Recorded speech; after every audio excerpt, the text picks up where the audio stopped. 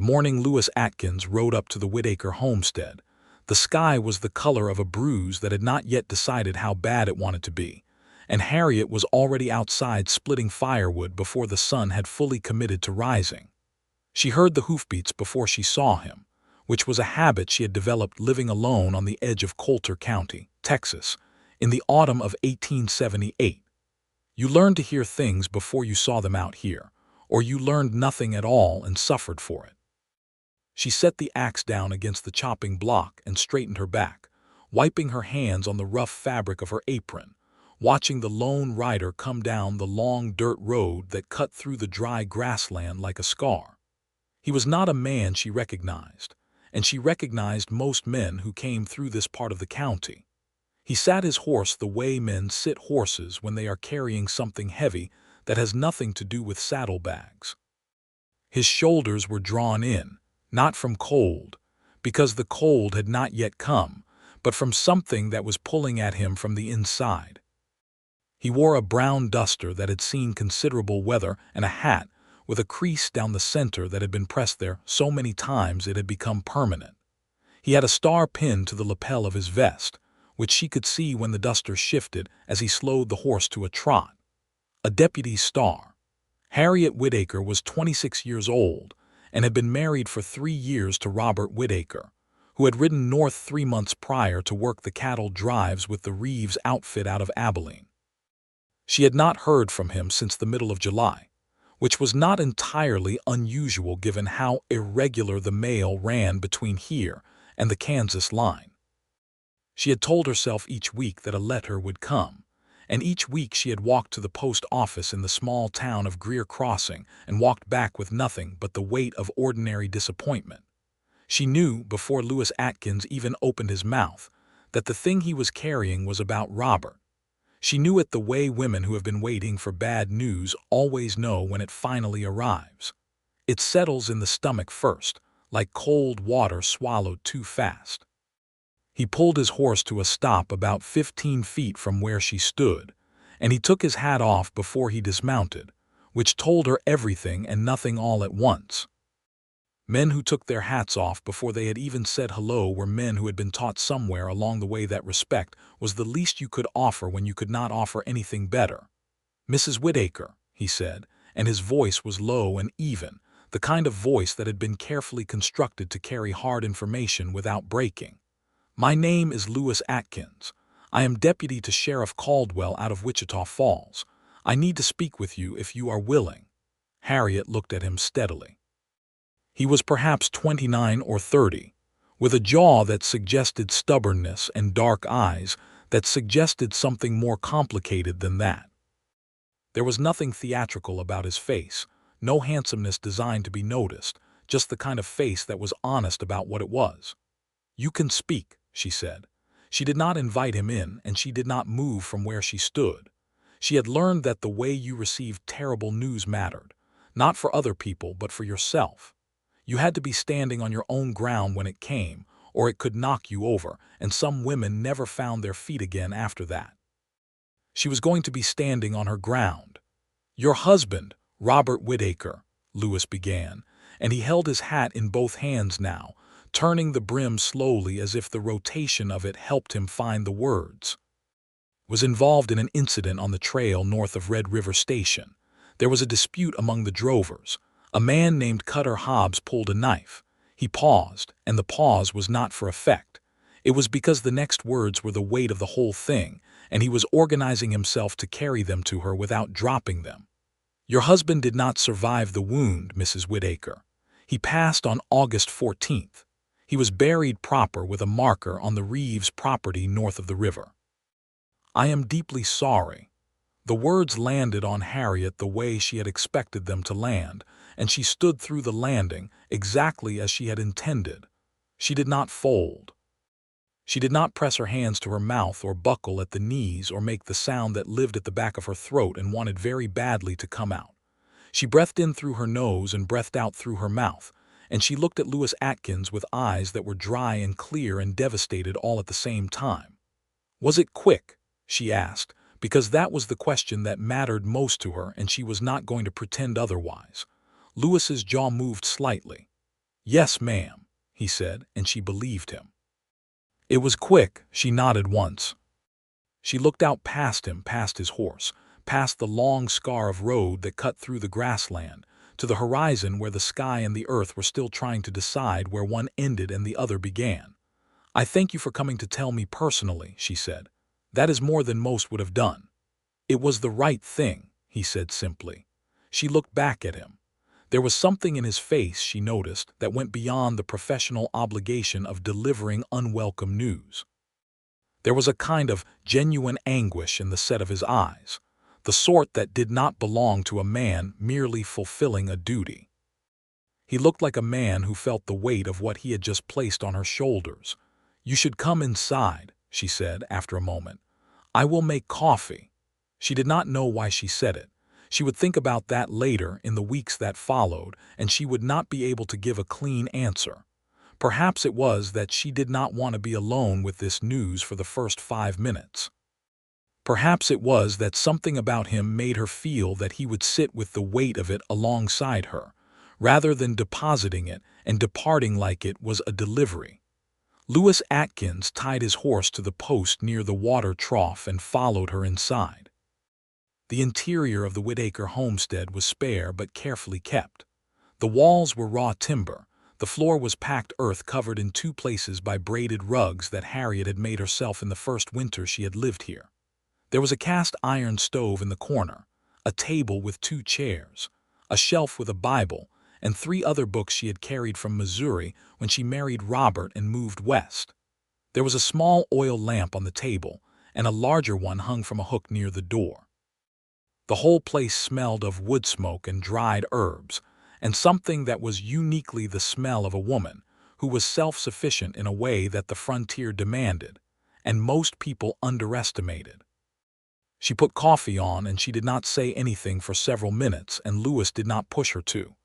He sat in one of the 2 chairs, and he put his hat on the table, and he waited, because he understood, perhaps better than most, that a woman sitting inside her grief needed to be allowed to sit inside it before anyone asked her to stand up. "He was a good man," she said, not looking at Lewis, looking at the coffee pot. "He was not a perfect man, but he was a good one. He wanted things for us, big things, more land, more cattle. He thought Kansas was where the future was." "A lot of men thought that," Lewis said carefully. "A lot of men got hurt thinking it," she replied, and there was no bitterness in her voice, only a kind of exhausted recognition of how the world worked. She poured 2 cups of coffee and brought them to the table and sat down across from him, and she wrapped both hands around her cup the way people wrap their hands around warmth when they are cold in places that warmth cannot quite reach. "Do you have family nearby?" he asked. "No," she said. "My mother passed in '75. My father remarried and moved to Georgia. I have a sister in Missouri, but she has 4 children and a husband who works the mill. She cannot come." Lewis nodded. He did not fill the silence with false reassurances or suggestions that she would be fine, because he was too honest a man for that. He did not know if she would be fine. He had seen too many women in these circumstances end up not fine, and he was not going to insult her intelligence with promises he could not keep. "There is land," she said. "There is the homestead. I have 60 head of cattle and a vegetable garden, and enough put away to last through winter if I am careful." She was speaking practically, because practicality was the only thing that was going to hold her together in the next few hours, and she knew it.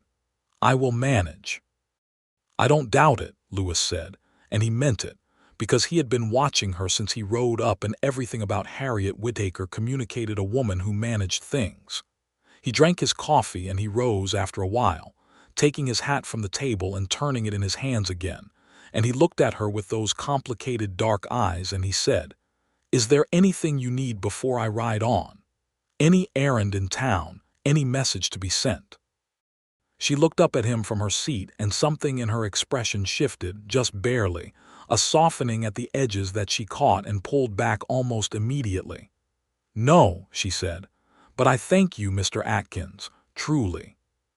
He nodded, and he walked to the door, and then he stopped with his hand on the frame, and he turned back, and this was the moment that would live in Harriet's memory for a very long time afterward, because there was something in his face that was entirely unguarded for just a second, a raw kind of concern that had nothing to do with duty. "I will be in Greer Crossing through the end of the week," he said. "If you need anything, anything at all." "I will keep that in mind," she said.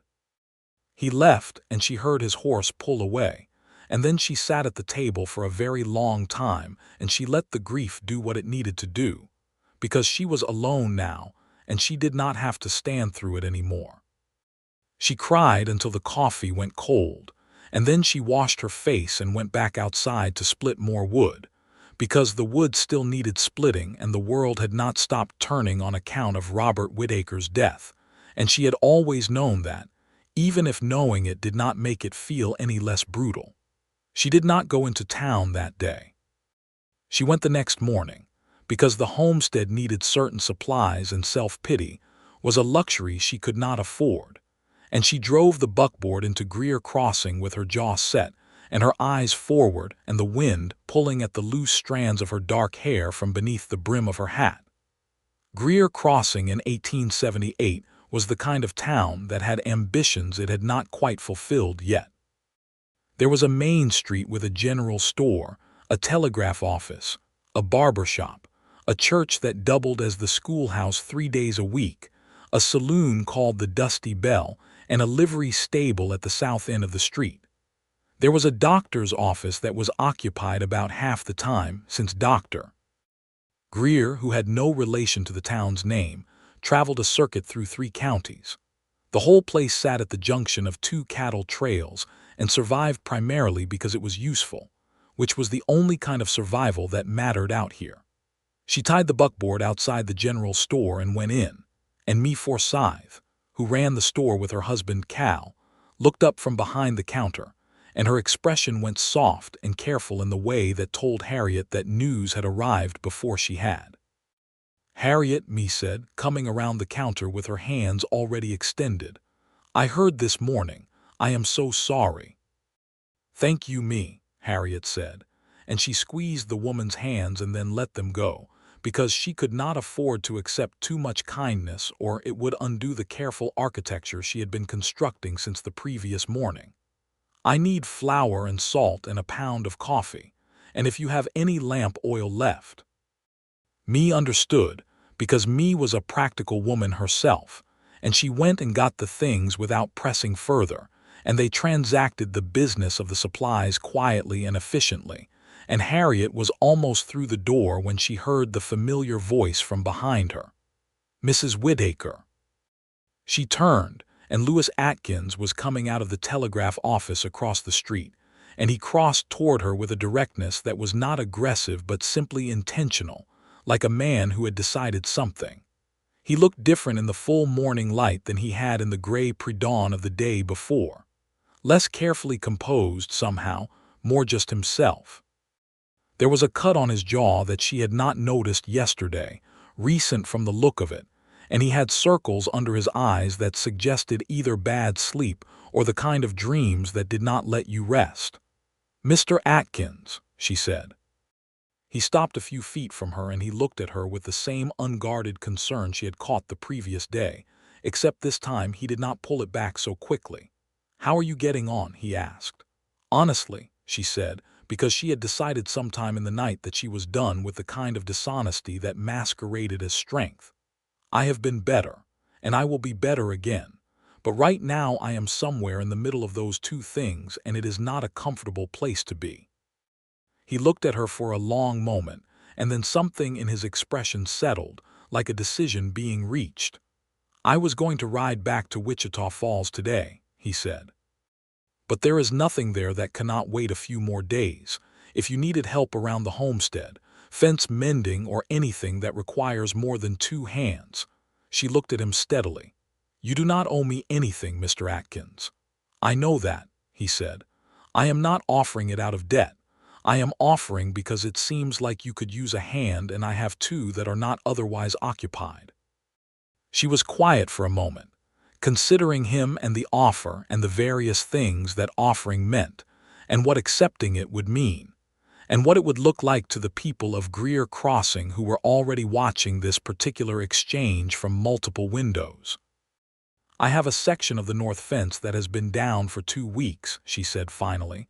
"I have been meaning to get to it, but there is always something else first." "I can be there by noon," he said. She nodded once, sharp and decisive, the way she made all her decisions. "I will have food ready." He was there by noon, as promised, and she had bread and salted pork and boiled potatoes on the table, and they ate together without a great deal of ceremony. And then they walked out to the north fence together, and she showed him where the posts had rotted and where the wire had snapped. And they worked side by side through the long afternoon, Lewis driving the new posts while Harriet passed him the tools and stretched the wire and secured the clips with a competence that surprised him. Though he tried not to let the surprise show because he had a feeling she was tired of surprising people. "You know how to work a fence," he observed at one point. "I know how to work most things," she said without looking up from the wire she was securing. "Robert was gone a lot. You learn what you need to learn. How long have you been on this land?" 3 years this coming spring," she said. "Robert claimed the homestead under the Homestead Act in 1875. We came out from Missouri. I had never been further west than St. Louis before that." She paused. "It was not what I expected." "What did you expect?" She looked up then directly at him, and there was a wry intelligence in her eyes that he found immediately compelling. "I expected it to be harder to love," she said. "I expected it to be an endurance test, something to be gotten through. But the land got under my skin faster than I expected, and now I cannot imagine being anywhere else." She paused again. "Even now?" Lewis said nothing, but he held her gaze for a moment longer than was strictly required by the conversation, and then he went back to driving the post and Harriet went back to the wire, and the afternoon turned orange around them and the work got done. He did not leave that evening until well past sunset, because the fence took longer than expected, and then there was the matter of a loose board on the barn door that he spotted on the way back and simply fixed without being asked. And by the time it was fully dark, Harriet had made more food and he stayed and ate it, and they sat across the table from each other in the lamplight and they talked. They talked about the small things first, the way people do when they are finding out if conversation between them works. She told him about Missouri, and he told her about growing up in Tennessee, the third of 6 children in a family where there was never quite enough of anything except noise. She told him about the 2 winters she had spent alone while Robert was working the trails, and he told her about the year he had spent as a drover himself before he had ended up in law work, and how the 2 things were not as different as people imagined. "Why did you become a deputy?" she asked. He was quiet for a moment, looking down at his coffee cup. "I found a woman once," he said slowly, "out on the Brazos Trail. She had been left without any word by her husband, and she had 2 children and no food and no way into town. Nobody had come to tell her what had happened to him. I got her to town and I got her sorted, but it took 3 days and it cost me a job with the Reeves outfit." He looked up. "It did not feel like a cost at the time. After that, I thought that being the kind of man who goes and tells people the hard things, who makes sure women like her do not end up abandoned without even knowing why, that felt like something worth being." Harriet listened to this, and she thought about what it meant that this man had chosen his profession out of compassion rather than ambition, and she thought about what it meant that that same compassion had brought him to her door. "That woman," she said carefully, "was she all right in the end?" "She was," he said. "She went back east to her family. She is living in Ohio last I heard. She remarried a few years back." Harriet nodded, and there was a silence between them that was not uncomfortable, the kind of silence that is simply 2 people sitting inside the same moment and finding it habitable. "You should get some sleep, Mr. Atkins," she said eventually. "You can use the barn. It is warm enough with the animals in it." He started to object, because something in him felt the impropriety of the arrangement, but she raised a hand and said, "It is a practical matter. The road back to town is dark and your horse has been working all day. It is not anything more complicated than that." He accepted because she was right and because he did not want to go. He told himself that second part only very quietly, And not until he was already lying in the barn with his duster spread over him, and the soft sounds of the cattle around him, and the enormous Texas sky pressing down on the roof above his head. She came to the barn door in the early morning with coffee and bread, and she handed them through the open door without coming in, which was both practical and decent. And he took them gratefully, and they sat on either side of the doorframe in the gray early light, and drank their coffee and watched the sky change colors over the flat land. And it was the most comfortable he had felt in a very long time. He rode back to Greer Crossing that morning and sent a wire to Sheriff Caldwell, explaining that he was delayed on personal business, which was not entirely the truth, but was not entirely a lie either. And then he rode back out to the Whitaker homestead, because she had mentioned the day before that there was a second section of fence on the east side that had been giving her trouble. And he had told himself on the ride into town that he was going back for the fence. And by the ride back out, he had stopped pretending that was the whole of it.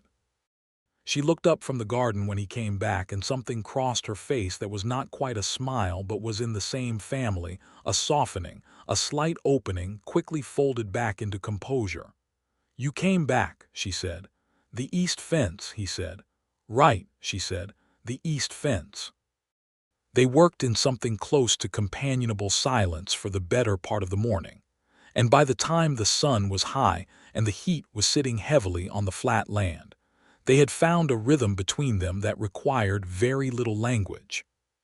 She handed him things before he asked for them, and he moved out of her way without being told, and they negotiated the physical space of working together with an ease that was not forced and not explained, and just existed between them like something that had always been there waiting to be found. At noon, they sat in the shade of the old cottonwood tree at the edge of the property, which was the only tree of any real size for a considerable distance, and ate cold bread and cheese that she had brought in a cloth, and drank water from the canteen. And Harriet took her hat off and set it on her knee, and turned her face to the slight breeze that was moving through the dry grass, and she closed her eyes for a moment.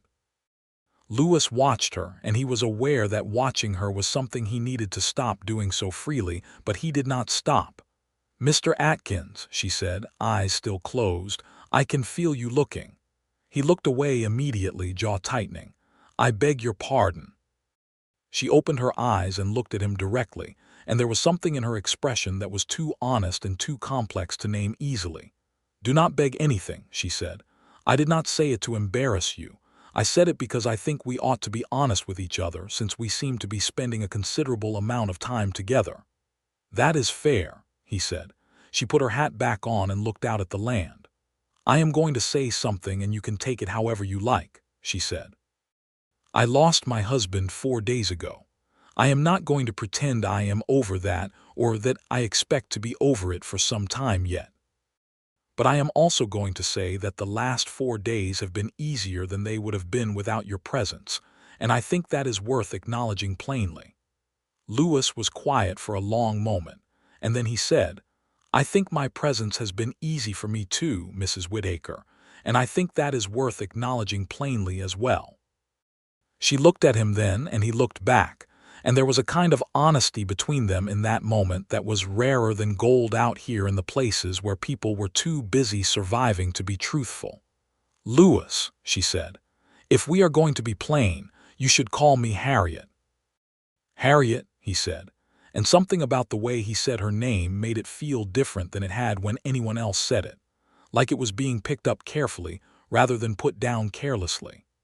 The days that followed developed their own rhythm, which is the thing that happens when two people are spending considerable time in the same space and are both practical enough to build structure around the time rather than let it collapse into chaos. Lewis rode out from town each morning and helped with whatever needed doing, which on a working homestead was never a short list. He mended the east fence and fixed the loose board on the barn and repaired the hitching post near the water trough, and helped her move a stubborn section of the vegetable garden that had been getting too much direct afternoon sun.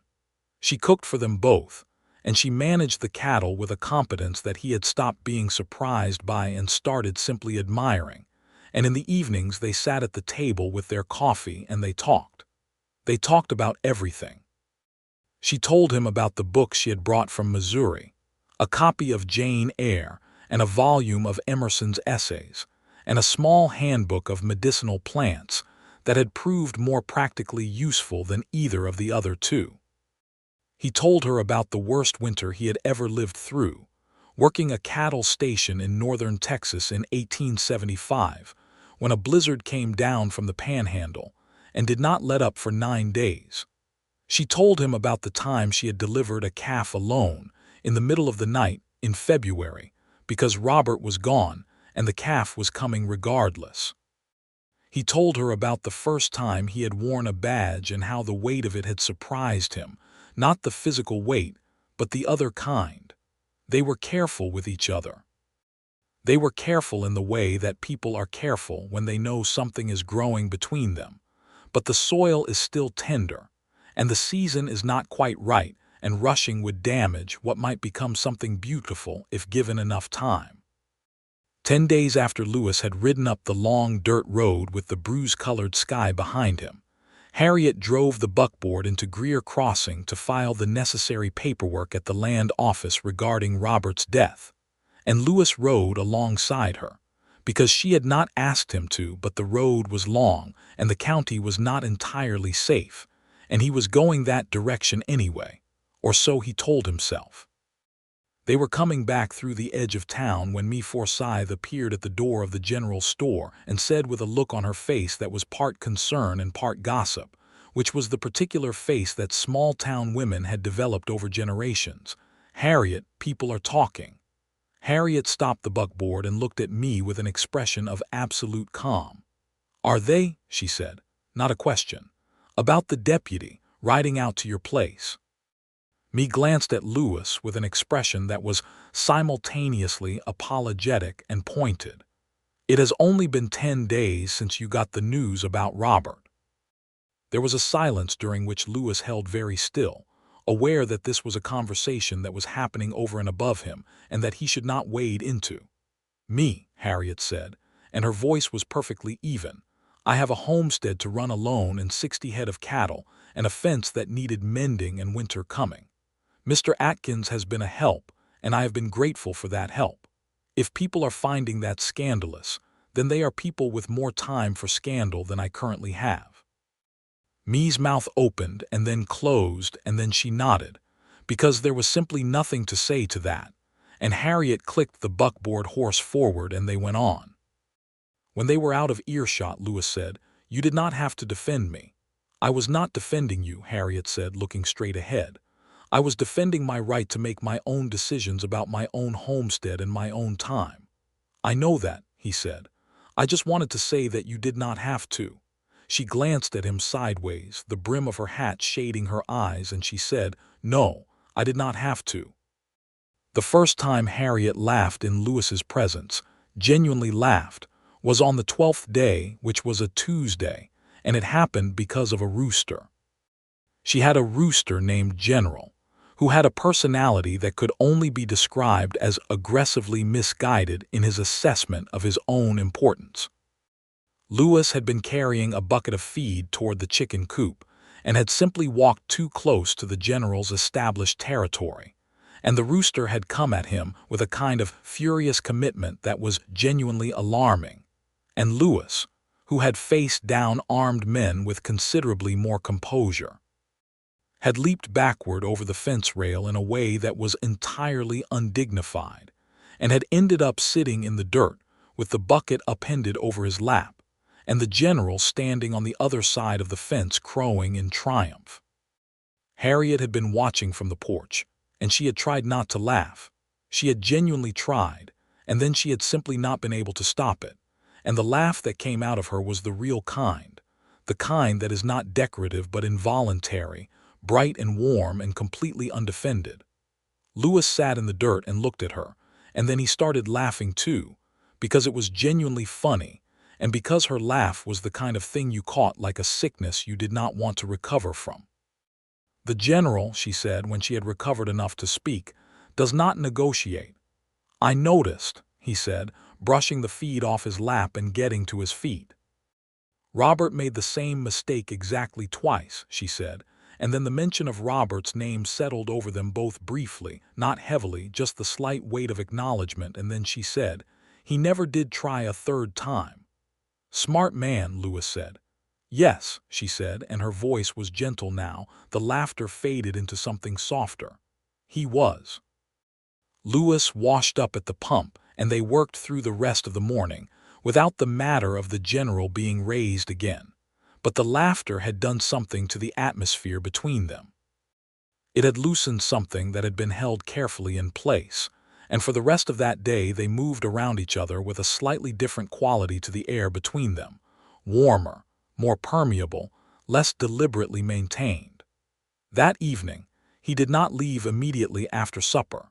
She had poured him coffee, and she had taken down the copy of Jane Eyre from the shelf, because she had been reading it in the evenings, and she was not going to stop on account of company. He sat across the table and she read, and after a while he asked her what she was reading and she told him, and he said he had not read it, and she started reading aloud from the passage she was at, and then they were both inside the story, and the lamplight was doing its particular alchemy on the inside of the small homestead, making everything warm and close and sufficient. She read for an hour. His coffee went cold and he did not notice. When she closed the book and looked up, he was watching her with an expression that he did not immediately rearrange, and she held his gaze for a moment and then looked down at the cover of the book and said, "It is late." "It is," he agreed, and rose and took his hat from the table. At the door he stopped, which had become something of a habit, she noticed, stopping at the door. "I sent a wire to Caldwell this morning," he said. "He is sending another man to cover the circuit. I have 3 more weeks before I am expected back." She looked at him. "3 more weeks," she said. "If it is not an imposition," he said carefully. "It is not," she said equally carefully. He nodded and left, and she stood at the door and watched him go to the barn where his horse was settled for the night, and she stood there longer than was necessary, just standing in the dark air that smelled of grass and dust and the distant suggestion of rain. The rain came 2 days later, which was a blessed thing in a country that was always thirsty. It came in the afternoon with a suddenness that was characteristic of Texas weather, which did not bother with gradual transitions, and Harriet and Lewis were both outside when it started, she in the garden and he repairing a section of roof on the chicken coop, and they both ran for the porch at the same time and arrived there simultaneously, breathless and rain-damp.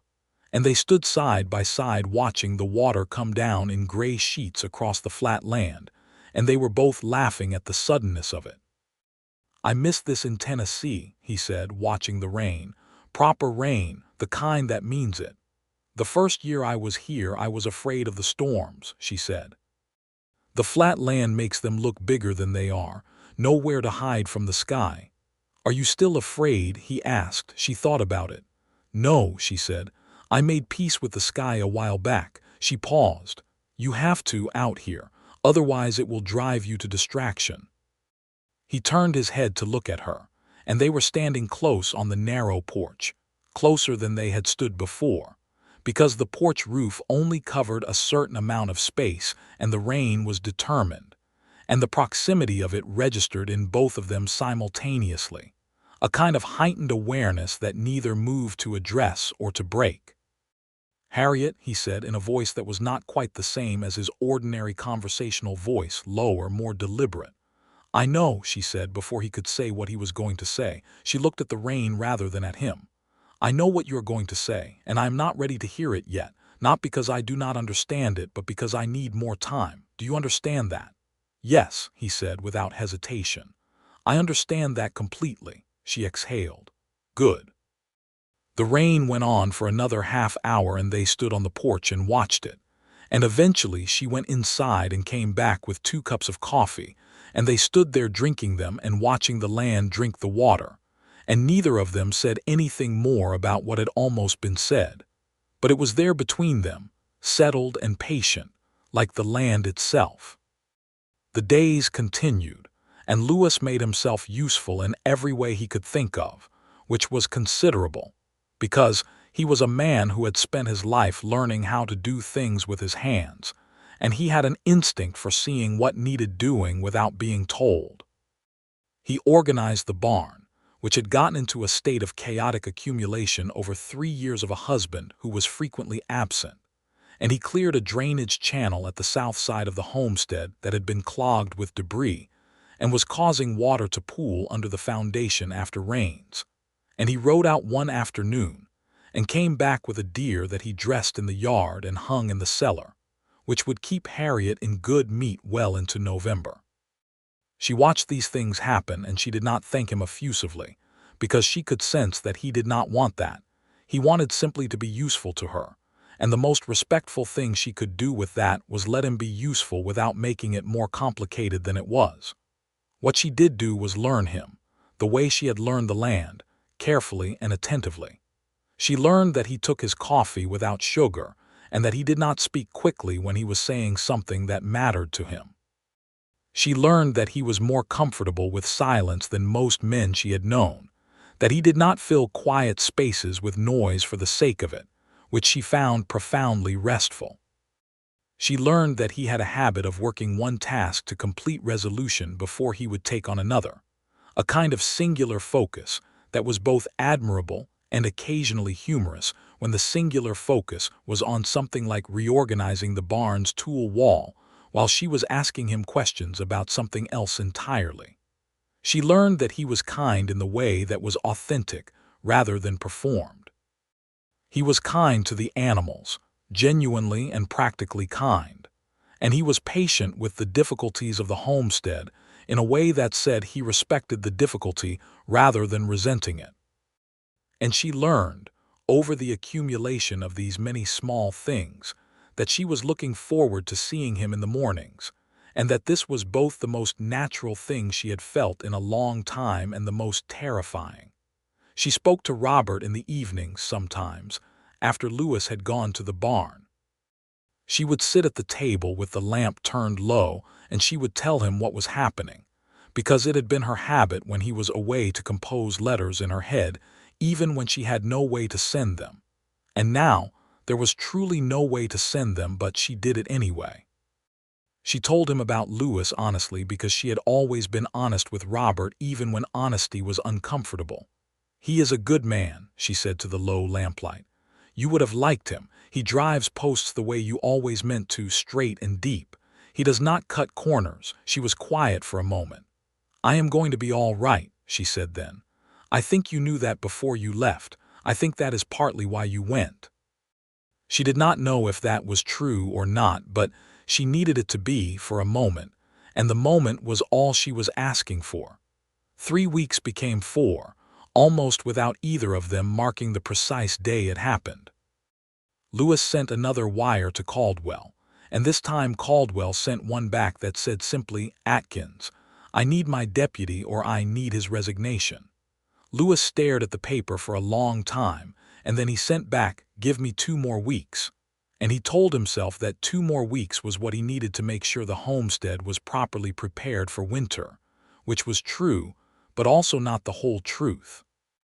He told Harriet about the wire from Caldwell on a Sunday, which was the day they had fallen into the habit of driving the buckboard into Greer Crossing for the church service, not because either of them was especially devout, but because community was a thing that required showing up for, or it ceased to exist, and Lewis had grown up knowing that whatever else was uncertain, you showed up for the community you were part of.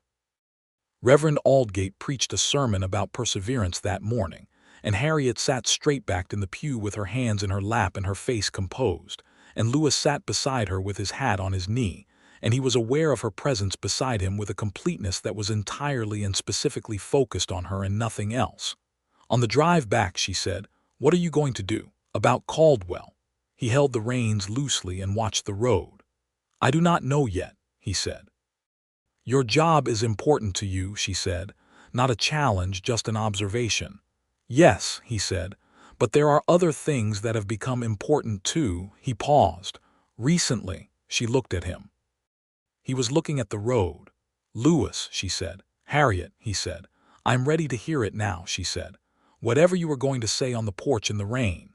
He brought the buckboard to a gentle stop, right there in the middle of the road, which was empty in both directions for as far as you could see, and he turned to look at her, and he was not careful now, the way he had been careful for weeks. He was simply honest. "I did not come out here just for the fence," he said. "I want you to know that I understand what that means, and I understand the situation we are in. And I am not asking you to feel anything you do not feel, or to do anything before you are ready. But I am asking you to know that I am here because I want to be here, and not just for 2 more weeks. I am here because you are here, and I think I would very much like to keep being where you are, if you will have me." She looked at him for a long and quiet moment. The wind moved through the dry grass on both sides of the road, and the sky was the particular shade of blue that Texas saved for October, deep and clear and without apology. "You would have to give up the deputy work," she said, thinking it through practically first because that was who she was. "Or find something in Greer Crossing. There is no deputy here, there is barely a proper sheriff. But you could not keep riding circuit from Wichita Falls and also be here." "I know that," he said. "And the homestead is hard work," she said. "Not occasionally hard, constantly. It is not a romantic notion. It is 60 head of cattle and hard land and a general who does not negotiate." "I know that too," he said, and there was the beginning of a smile in the corner of his mouth. "And I am not," she said, and her voice was steady but her eyes were not entirely steady. "I am not without my sorrows. I carry grief. I am going to carry it for a while yet. I cannot offer you something uncomplicated." "I do not want something uncomplicated," he said. "I have wanted something complicated for a long time and not found it." She looked at him for one more long moment, and then she said, "Then I suppose you had better write to Caldwell and tell him he needs to find himself a new deputy." Something in Lewis's face opened up, a kind of relief and warmth that was almost painful to look at directly. He did not reach for her hand, because the road was still there and the sun was still high and they were still learning each other. But his eyes said everything his hands were not saying, and she received it fully. "I will write to him this week," he said. "Good," she said. "Now please start the horse moving, because I have cattle that need seeing to this afternoon." He laughed, and she smiled, and the buckboard started moving again down the road toward the homestead, and the October sky watched all of it without comment. Lewis wrote to Caldwell and submitted his resignation, which was not easy because the work had mattered to him. But he understood now that the work had been a vehicle toward a set of values, and those values could be served in other ways, in a smaller place, on 60 acres with a woman who was more than equal to everything the land demanded. Sheriff Caldwell wrote back 3 weeks later, and his letter said, "Atkins, I cannot say I am surprised.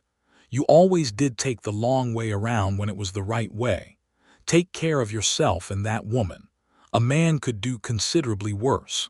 Lewis read the letter twice and then folded it and put it in his breast pocket where it stayed. He moved his things from the rooming house in Greer Crossing, which had not amounted to much, a saddlebag of clothes and a rifle, and the particular small collection of objects that a traveling man accumulates, and he set up properly in the barn, while things between him and Harriet continued in their careful and accumulating way. The first time he kissed her was in November, on a cold evening when the first real bite of winter had come down from the north, and the stars were extraordinarily bright, the way they got when the air was cold and clear and completely transparent. They had been outside checking on the cattle, making sure the younger ones were sheltered properly, and they were walking back to the house together in the dark, and she had slipped on a frozen patch of mud and he had caught her by the arm, and the catching had turned into him holding her, and the holding had turned into both of them simply standing still in the cold dark and looking at each other.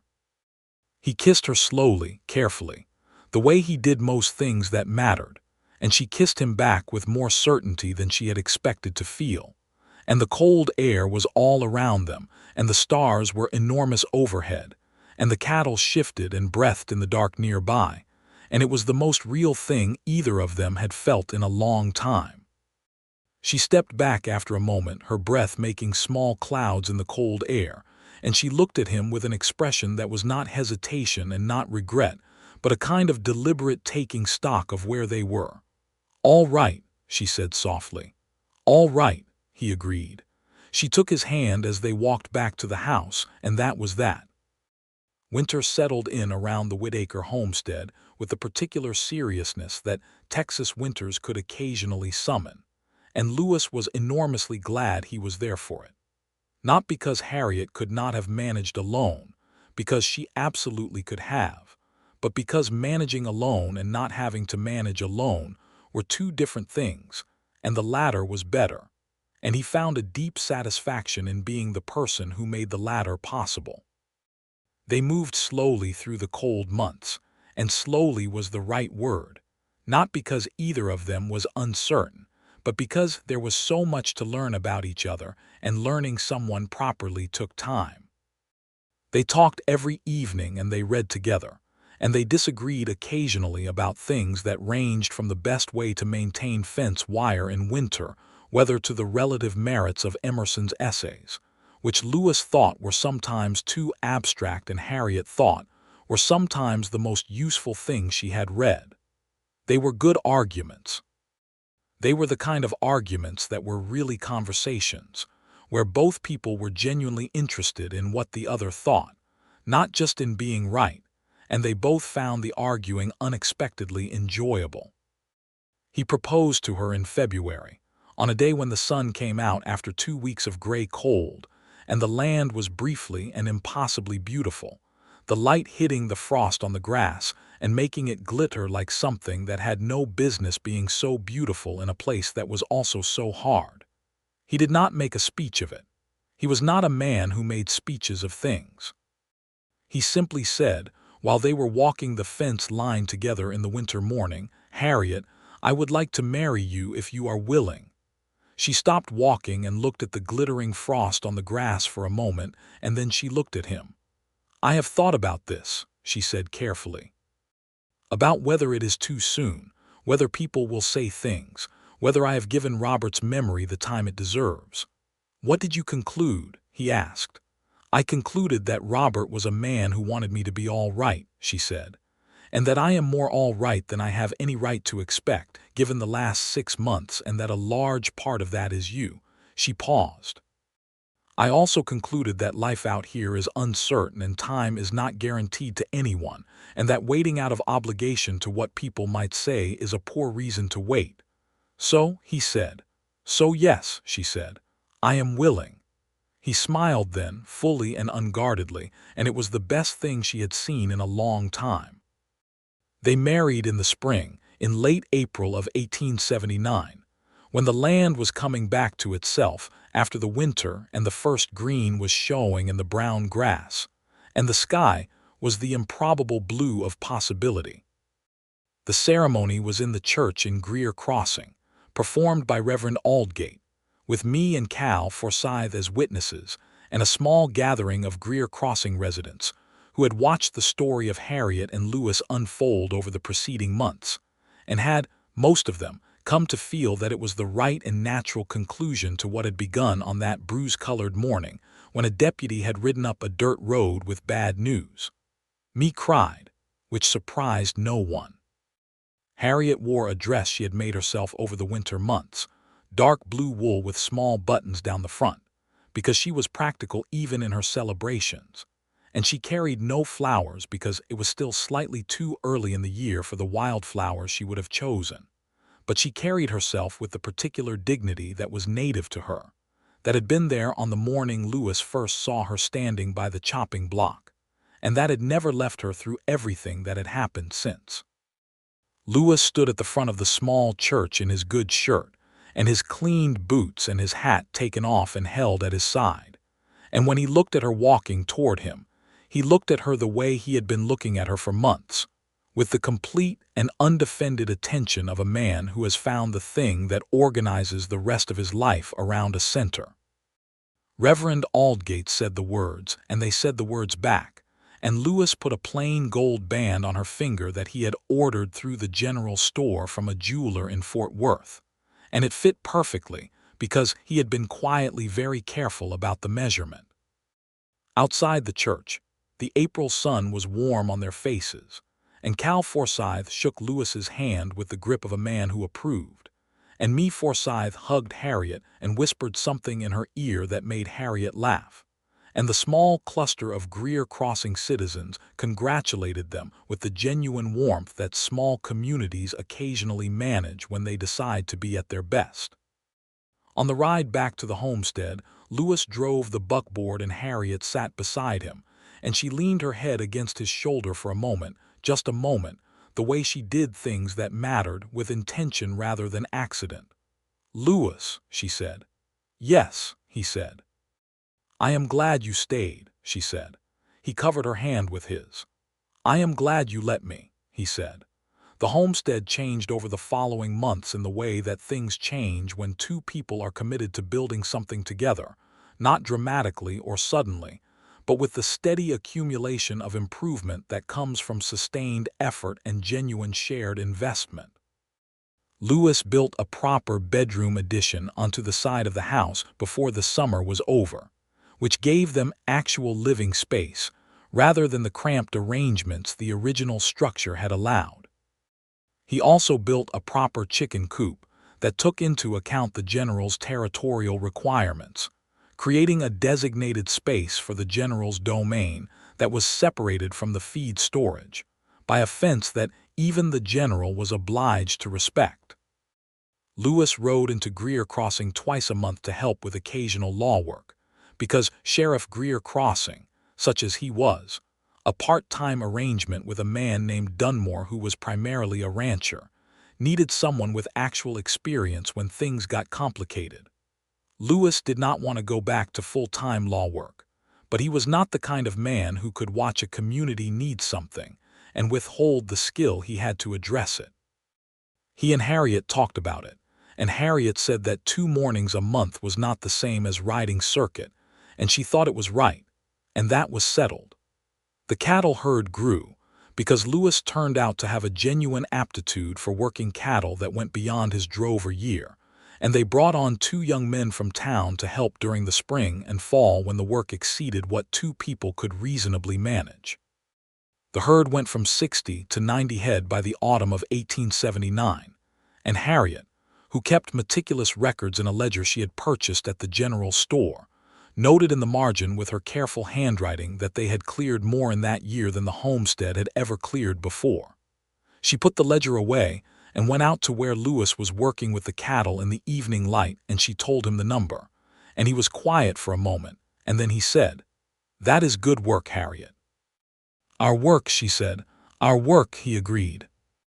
The first time she was certain she was carrying a child was on a January morning in 1880, and she sat with the knowledge for 2 days, holding it privately the way she held all important things initially, examining it from different angles, feeling the weight and shape of it. She told Lewis on the 3rd morning at breakfast, simply and directly, the way she told him everything. He set down his coffee cup very carefully, and he looked at her across the table with an expression that she would remember for the rest of her life, because it was so completely unguarded and so completely full of everything he had never quite put into words, love and wonder and a kind of profound solemnity that came from a man who understood the weight of the thing that was coming. "Harriet," he said, and then stopped, because he did not have words for the rest of it. "I know," she said. He came around the table and he held her carefully, with the particular care of a man who is holding something that matters beyond his ability to calculate, and she let herself be held because there were moments when that was the right thing, and this was one of them. "A child," he said into her hair. "A child," she confirmed. "Are you well?" he asked, drawing back to look at her face with that focused attention of his. "I am very well," she said. "I feel entirely myself." Which apparently is how some women are fortunate enough to feel. He kissed her forehead and then her hands, both of them, and then he sat back down and picked up his coffee again, because there was a cattle herd to see to and a homestead to run, and the enormity of things required that ordinary life continue on its ordinary course. But the light in the kitchen that morning was different from any other light it had been before, and they both felt it. The spring of 1880 was the most beautiful spring either of them could remember. Or perhaps it was simply that beautiful things look more beautiful when you are looking at them through happiness. The wildflowers came in thick on the flats, bluebonnets and Indian paintbrush, and the small yellow ones whose name Lewis did not know and Harriet had looked up in her medicinal plant book and told him was called golden groundsel. And the sky was enormous and kind, and the grass was greener than it usually managed to be in Texas before the summer heat came down on it. Harriet moved through the spring with the particular grace of a woman who is carrying new life, and is not diminished by it, but rather expanded, though she would have been the first to point out that the practical aspects of the situation were not consistently graceful, and that anyone who romanticized pregnancy had clearly never dealt with the reality of it at 6 months on a working cattle homestead in the middle of a Texas spring. Lewis was attentive without being hovering, which was exactly the right calibration. He took on more of the physical work without making it obvious, and he brought her things before she asked, and he learned to make a passable cup of the willowbark tea that settled her stomach in the mornings, and he read to her in the evenings from Jane Eyre, which she had made him start from the beginning when she realized he was genuinely interested, and which he had become invested in with a completeness that she found very endearing.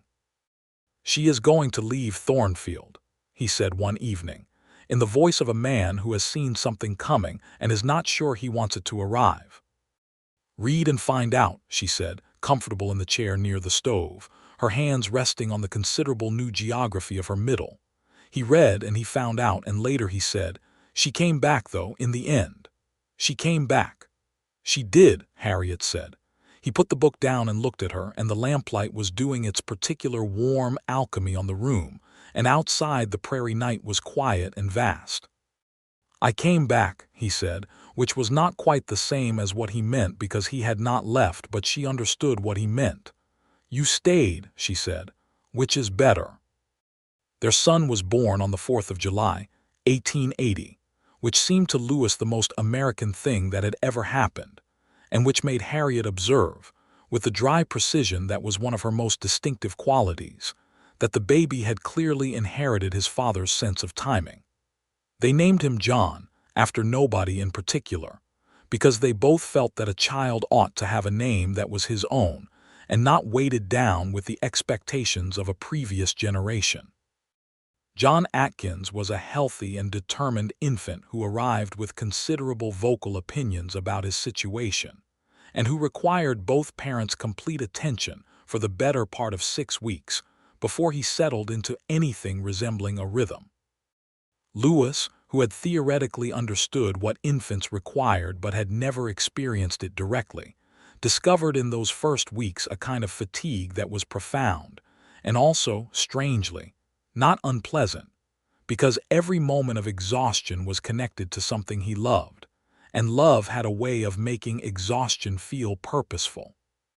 Harriet fed John and Lewis held John, and they passed John between them with the practiced coordination of 2 people who had already spent a year learning each other's rhythms. And me Forsyth came out from town twice a week for the first month, and was an invaluable help, which Harriet told her with complete sincerity, and which me accepted with the gratitude of a woman who had always wanted to be needed in exactly this way. John grew, as children do, with the alarming speed that always catches parents off guard even when they have been warned.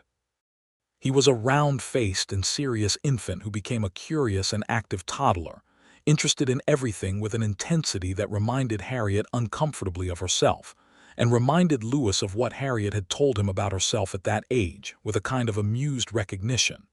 "He is like you," Lewis said one afternoon, watching John methodically examine every rock in the yard with the thoroughness of a geologist.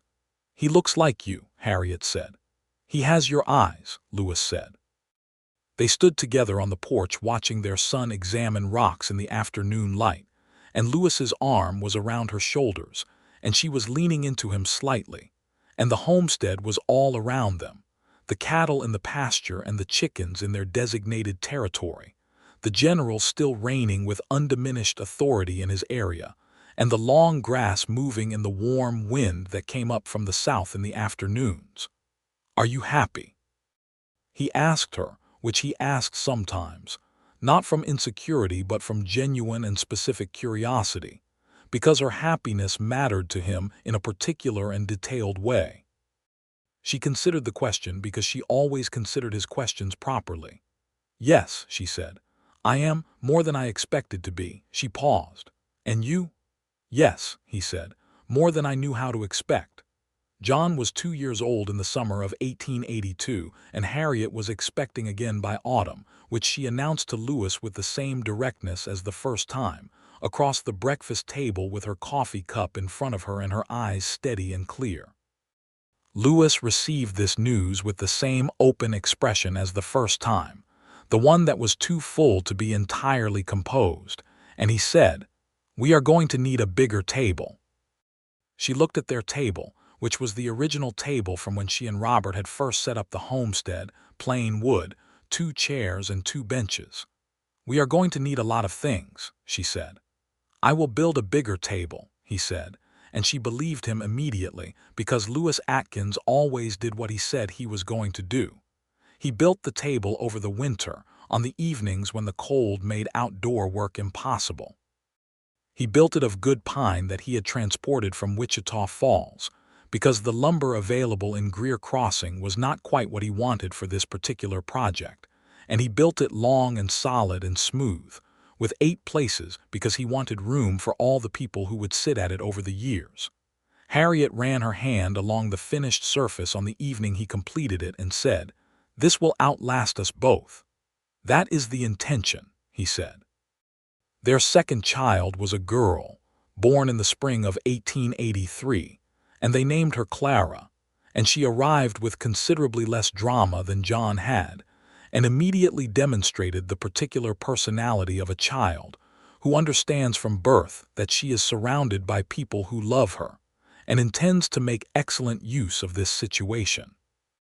John, who was now nearly 3 and had developed strong opinions about the organization of his world, initially regarded Clara with the suspicion that elder children always bring to the arrival of a sibling, but was won over within a remarkably short time by the discovery that Clara would laugh at things he did in a way that no adult had ever quite managed, and after that he was completely devoted to her.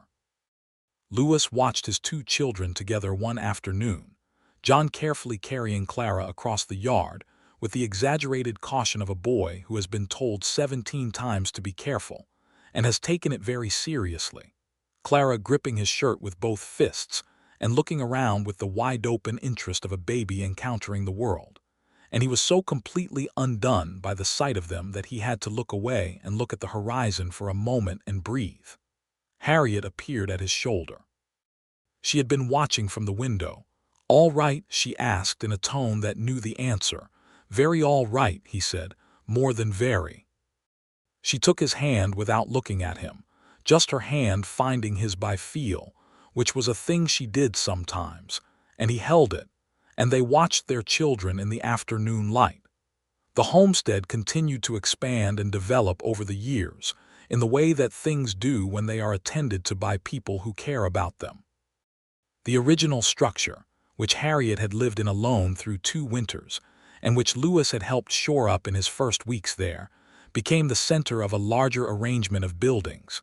The bedroom addition Lewis had built in the first summer, a proper root cellar, a larger barn that they built in 1884 when the herd had grown to the point that the old barn was simply insufficient.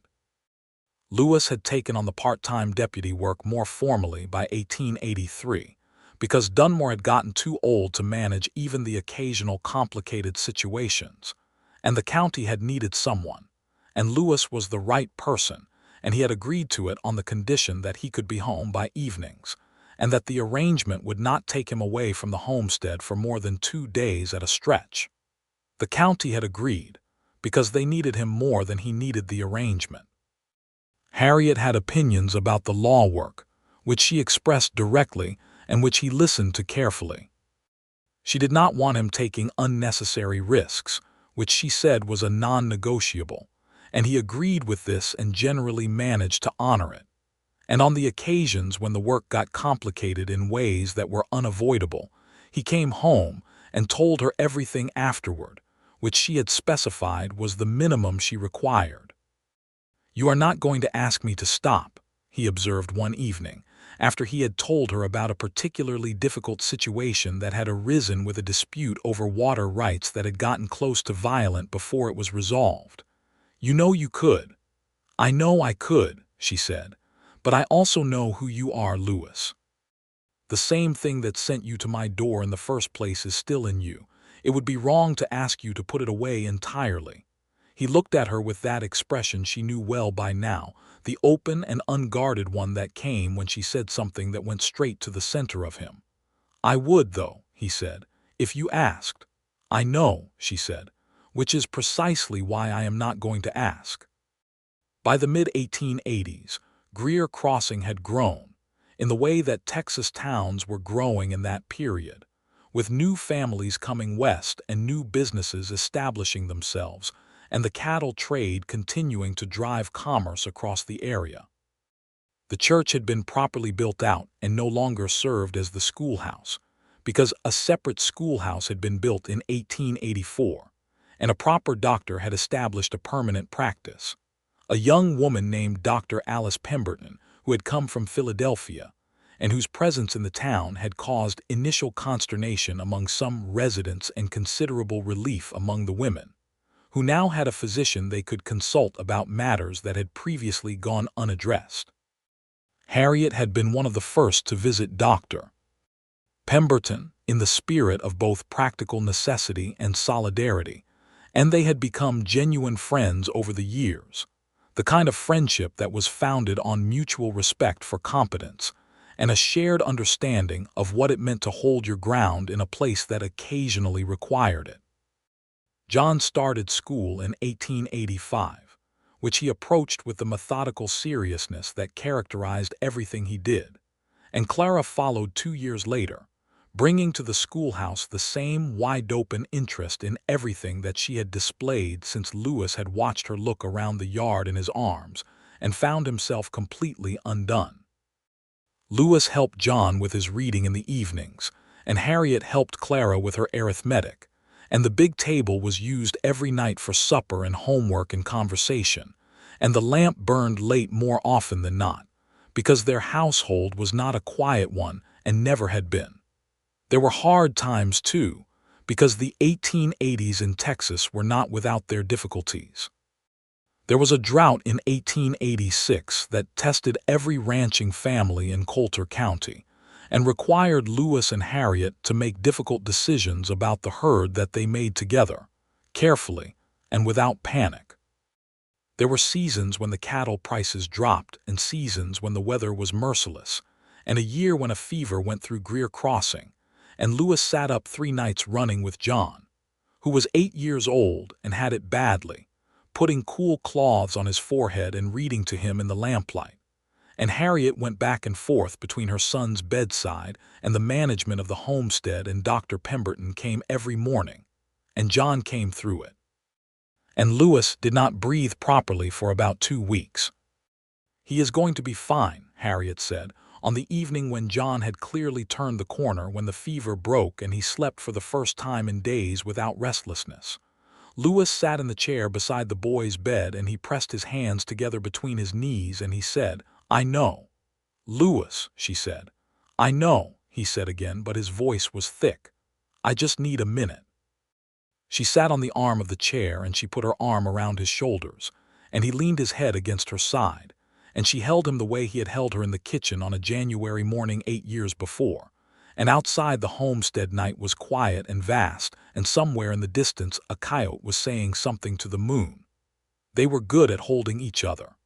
They had learned that over the years, the way you learn everything important, through practice and attention and the willingness to be seen.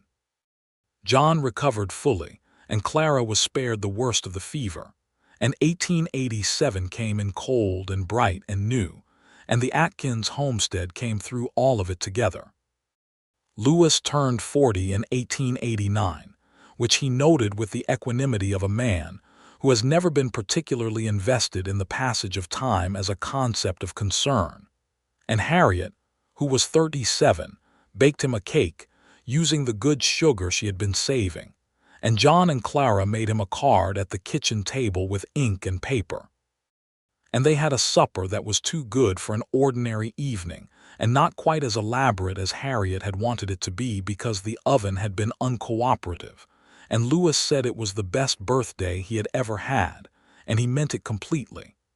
"You say that every year," John observed, with the precision of a boy who had been paying attention. "Every year I mean it," Lewis said. John considered this with the seriousness of a 9-year-old conducting a philosophical assessment, and then he said, "I think that is mathematically improbable." Harriet looked at Lewis over John's head with an expression that said quite clearly she had no idea where the mathematical improbability had come from, and was entirely willing to accept responsibility for the probability-related aspects of it, and was leaving the mathematical ones to him. Lewis told John that happiness did not operate on standard mathematical principles, and John looked unconvinced but willing to table the discussion, and Clara announced that there was still cake left, and that seemed to resolve the philosophical impasse entirely. The summer of 1890 brought a third child, unexpected but not unwelcome, announced in the now-established tradition of breakfast-table honesty, and received in the now-established tradition of open-faced wonder. "John is 10, Harriet said practically. "Clara is 7. We will have a new baby in the house in January." "January," Lewis said. "January," she confirmed. He looked at her steadily. "Good," he said. "January is a fine time for a beginning." She smiled at him, the full and real smile that was not decorative, and said, "That is a very good way to think about it."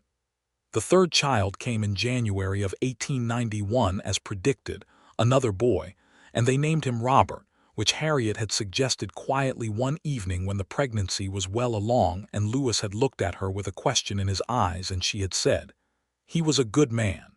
He deserves to be remembered. And this child will know he is loved by everyone at this table." Lewis had taken her hand across the table and said, "Robert it is." Young Robert Atkins was born on a cold January morning with Dr.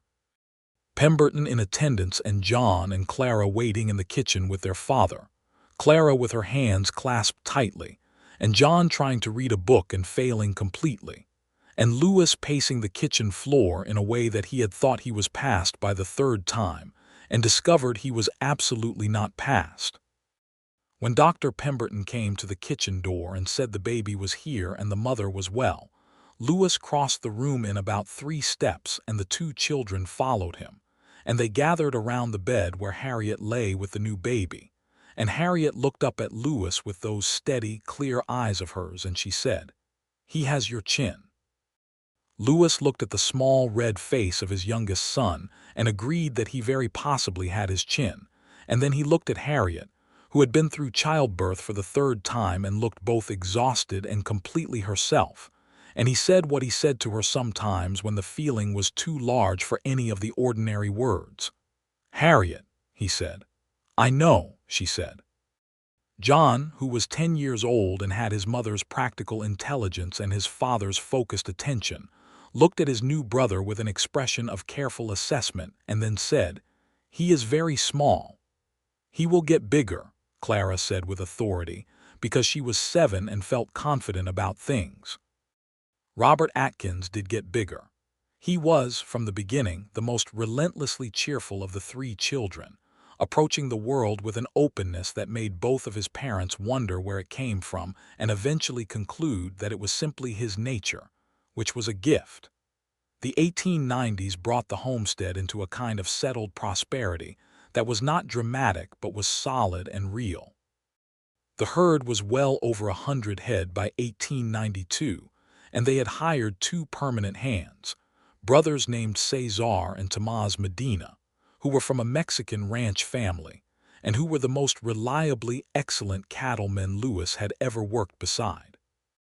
Cesar and Tomás built their own small house at the south edge of the Atkins property, and their presence expanded the household in a way that felt entirely right, because Harriet ran the homestead as a community rather than a hierarchy and always had. Harriet had taught herself bookkeeping over the years, a more formal version of the ledger she had always kept, and she handled the accounts for the homestead with the precision that characterized everything she did. Lewis had tried once to suggest that they might want someone from town to do the accounts, and she had looked at him with an expression that suggested he had said something somewhere between amusing and slightly insulting, and that had been the end of that. "You are better at it than most accountants I have ever encountered," he said, diplomatically, the following morning. "I know," she said, with complete equanimity, and went back to the ledger. Lewis continued his part-time law work through the 1890s, though the nature of the work had changed as the county had grown and become less frontier and more settled. The dramatic confrontations of the early years gave way to the more complex disputes of a place that was becoming something more organized and less wild: water rights and property lines, and the complicated questions that arose as the open range was increasingly divided and fenced. Lewis was good at these disputes because he was fundamentally fair-minded, and because people on both sides of a disagreement generally felt, after talking to him, that they had been heard, which was often the most important thing. He came home from these days in town with the particular tiredness of a man whose work was primarily the management of other people's conflicts, and Harriet always had supper ready and a cup of coffee and a willingness to listen to whatever he needed to say about the day, or a willingness to sit in comfortable silence if that was what he needed instead. She had learned him thoroughly over the years, which of the two he needed on any given evening, and she was almost always right. "How do you always know?" he asked her once, genuinely curious. "I pay attention," she said simply. "I have been paying attention to you since the morning you rode up the road and told me the worst news I had ever received. I have had a lot of time to learn the difference between the days when you need to talk and the days when you need to be quiet." He looked at her with the expression she knew, the open and unguarded one. "And what about you?" he asked. "What do you need on the days when it is harder?" "You," she said without hesitation. "Just you, in the same room, that is usually enough." John left for university in Fort Worth in 1898, which was the year that Lewis was 50 and Harriet was 46, and the day they watched the wagon carry him down the long road from the homestead was a day that required everyone to be braver than they particularly wanted to be. Clara was 15, which was old enough to understand what the going meant and to feel it properly, and she stood beside her mother on the porch, and they watched together until the wagon was too small to see. Robert, who was 7, announced that John would be back for Christmas, which was true, and that seemed to settle the matter to his satisfaction, and he went back to whatever he had been doing before the departure, which was a lesson in practical philosophy that both his parents appreciated. "He is right," Harriet said, watching the empty road. "He is always right," Lewis said, putting his arm around her. "Gets it from his mother." She leaned into him, the familiar weight and warmth of him which was the most constant thing in her world, and she said, "We did well with him." "We did well with all of them," he said. "Yes," she said, "we did." Clara married in 1903 to a young man from San Antonio named Eli Torres, who was a civil engineer working on the new railway lines that were expanding through Texas in that period, and who loved Clara with a directness and completeness that satisfied both her parents immediately. The wedding was at the church in Greer Crossing, which had been rebuilt and expanded twice since Harriet and Lewis had married there in 1879, and the Forsythes, me and Cal, who were well into their 70s and considerably slower than they had been, attended and sat in the front row, because they had been at the first wedding, and me announced that she intended to be at every Atkins wedding until she was physically prevented. Robert became a doctor, which surprised absolutely everyone who had known him as the relentlessly cheerful child, and surprised no one who had known him as the focused and compassionate young man he grew into. He studied in Philadelphia, which seemed impossibly far to Harriet, and she wrote him letters every week of the 4 years he was there, and he wrote back, long and detailed letters full of observations about medicine and the city that she read aloud to Lewis at the kitchen table in the evenings. Lewis had retired from the deputy work in 1900, when he was 61, on the grounds that the county had grown enough to sustain a full sheriff and proper staff, and his part-time arrangement had run its natural course. He had shaken Dunmore's son's hand, who had taken over the sheriff's role by then, and ridden home and hung up his badge on the shelf beside the Bible, and Harriet's 3 books and several more volumes that had accumulated over the years, and that had been that. He had not known, before he retired, how much he would enjoy being simply at home. He had thought he might feel restless, because he had been a man in motion for most of his life, and the idea of stillness had seemed potentially difficult. But he discovered that the homestead was never still. There was always something that needed doing, and that doing it alongside Harriet, fully and completely rather than in the margins of other work, was a satisfaction that he had not quite anticipated. They worked the land together in a new way in those retirement years, side by side in the morning, and they rode out together in the afternoons to check on the cattle, which Cesar and Tomás managed with increasing autonomy and skill, and they ate their supper at the big pine table that Lewis had built in the winter of 1882, and which had indeed outlasted them both, thus far, exactly as Harriet had predicted. In the evenings they read to each other, which had evolved over the years from Harriet reading aloud while Lewis listened to a genuine exchange, taking turns, passing books between them, arguing about them in the way they had always argued, which was really just conversation by a different name. "You are still wrong about Emerson," she told him one evening, over a volume they had been working through for the second time. "I am willing to be wrong about Emerson," he said agreeably. "But I am right about this particular essay." "You are not," she said. "Explain to me why," he said, settling back with his coffee, which was the thing she loved most about arguing with him. He always genuinely wanted to know. She explained why at length, and he listened with his full attention, and then he said, "All right, I concede the point about the second paragraph, but I stand by the third." "The third paragraph is the weakest part of the essay," she said. "Which is why I am defending it," he said. "It needs someone on its side." She looked at him over the book and she laughed, the real laugh, bright and warm, and he caught it the way he always had. And they sat there in the lamplight of the big kitchen, and the fire was going in the stove, and outside the Texas night was enormous and clear and full of stars. John came home from Fort Worth in 1905 and settled nearby, buying a small property 2 miles east of the Atkins homestead and setting up a law practice in Greer Crossing, which by then had a population of several hundred people and could sustain such a thing. He married a woman named Pearl the following year, who was steady and warm and immediately obvious as exactly right for him, and they had a daughter in 1907 and a son in 1909, and John brought them to Sunday dinner at the homestead every week without fail, because he had grown up at that table and he wanted his children to grow up at it too.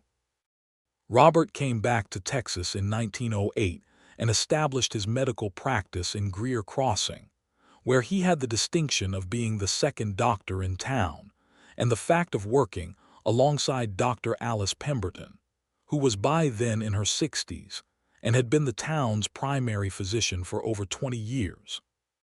They divided the patient load between them with the collegial efficiency of 2 people who understood each other's competence, and Robert introduced his young wife Alina, who had come from San Antonio and who was a schoolteacher, to the homestead on a Sunday afternoon in the autumn of that year.